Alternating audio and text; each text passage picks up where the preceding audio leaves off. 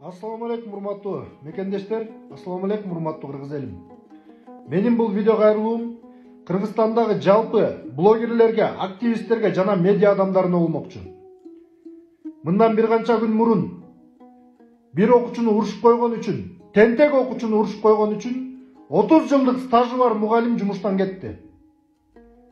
Мынтип ар бир окуучуну урушкан сайын бирден мугалимди жумуштан кетирип отурсак, менин баламды, силердин балаңарды кайсы мугалим окутат? Кандай мугалим окутат? Мына бизди мугалимдер мурдубашыбыз канчалык чакты сабап эле, өлбөй этпей эле жакшынакай чоңойдук.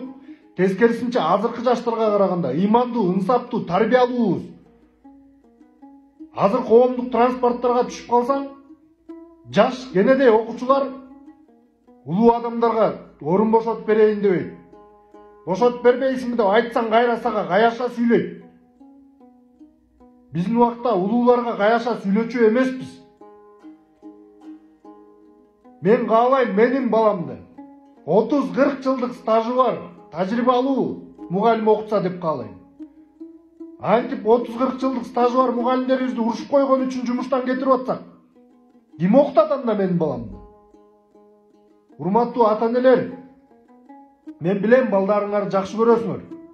Бирок биздин ата-энелерибиз деле бизди жакшы көрчү, жаман көргөндөн болушпай койгон эмес. Болгону бизди татыктуу тарбия алсын деп мугалимге сөз сүйлөчү эмес.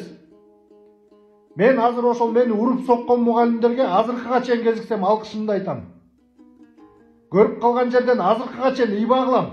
Чегип аткан тамекимди ыргытып ийем мугалимди көрсөм. Урматтуу ата-энелер, балабыздын укугу деп балаңардын укугун коргоп атасыңар. Бирок ошол балаңардын укугу айланып келип башыңарга тийсе таң калбагыла. Ал кезде уже кейигениңер кеч болуп калат. Ошол себептен кенедей бир урушуп, бир чымчып согуп койгон үчүн мугалимди сотко берип, же милицияга берип, же жумуштан кетиртүү бул туура эмес нерсе. Урматтуу активисттер, блогерлер, кенедей бир нерсе болуп кетсе, ар бир саясатчынын артынан чуркап, ар бир саясатчыны жактап каласыңар. Мына бизди ушул деңгээлге жеткизген мугалимдерди жактабайсыңарбы? Мугалимдердин таламын талашпайсыңарбы? Мугалимдердин укугун коргобойсуңарбы? Биз ошо мугалимдердин арты менен ушул даражага жетип, ушундай таалимдүү, тарбиялуу болуп отурабыз. Мугалимдердин эмгеги бааланыш керек. Мугалим бардык жерде сый болуш керек, сыйлуу болуш керек.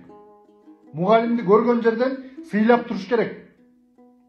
Жумуштан кетиртип эмес. Урматтуу кыргыз элим, могу видеону көбүрөөк бөлүшүп коюңуздар. Бардык кыргызстандыктарга жетсин. Аман болуңуздар.